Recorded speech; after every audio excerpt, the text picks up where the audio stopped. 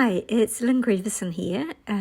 Rachel Jefferies and I have got a new edition of the Hear My Voice collaborative collection out. This one is called Hear My Voice Remembering, and it's packed full of all sorts of fun mixed media goodies. But today I wanted to show you how I created this page using the collection. So I started off with one of Rachel's wonderful mixed media papers. I love the vintage floral on this and the little details you can see in the texture. And I dragged on one of the mixed media elements, this text one. But the black is a bit bold, so I'm going to add a colour overlay just on normal mode. Then I'm going to rasterize that layer style, and I'm going to put it onto multiply mode, just so it kind of blends into the background a bit. Then I'm going to drag on some more of the paint, which is in the mixed media pack, just to sort of create a background, really, create the basis or canvas for the page. I'm just going to put that one in the corner because it's a little bit bold. I don't want it to overwhelm. One of the lovely things in this kit are these gorgeous little shadowed moths that Rachel has included. So I'm just going to pop a couple of those on just to add a bit of fun and dimension, fun little detail. And then I'm also going to add, some of the berries which are in the element pack.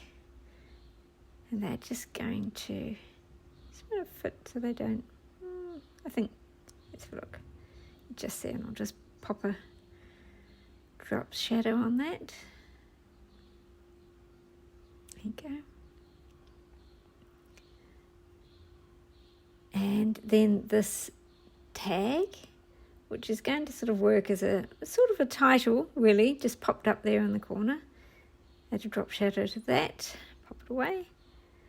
And another one of my favourite things from this kit is this absolutely adorable vintage frame that Rachel has included from the Charming company. Anyways, it is charming. I love it. So I'm actually going to make it small because I want to use a really small picture on this. So I'm just going to pop it there and pop it down below the berries so they kind of hang over it a bit. And then because I want to put a photo behind it, I'm going to create a clipping mask by making a square, filling it with a colour, just deselect that, then open this very old photo. Where are we? Oh yes, that's right, I had to open it there, that's right. Oh, yep, I have to flip it because when it was scanned the wrong way around. It's a slide from an old slide. And normally I do a colour correction, don't know why it's come out so yellow, but I actually kind of like it.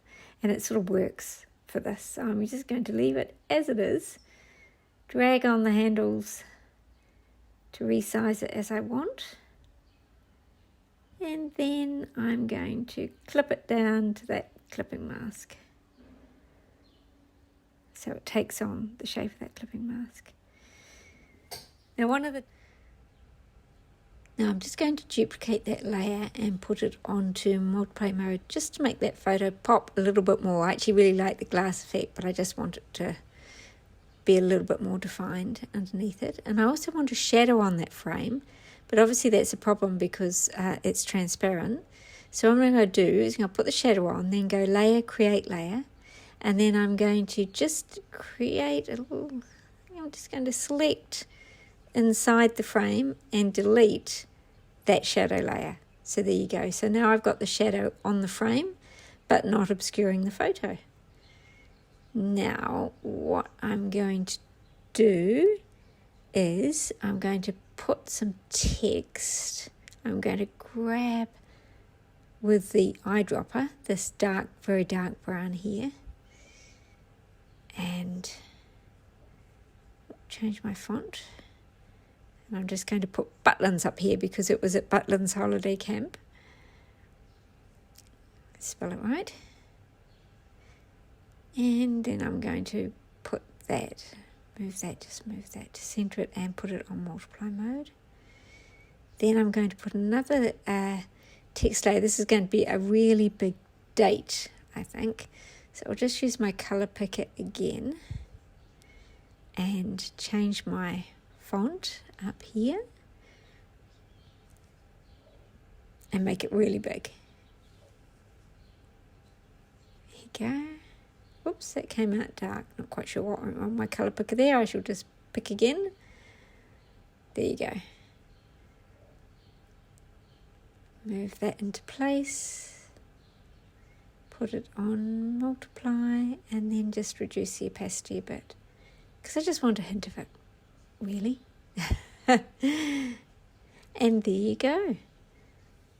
And just before I leave you, I just wanted to show you some of the pages that Rachel and I and our friends have created. Just a few of them. There's lots more inspiration that you can find in the lily pad gallery, but here's just a few of the layouts that have been created with the new Hear My Voice Remembering collection. Thanks a lot for looking. Bye.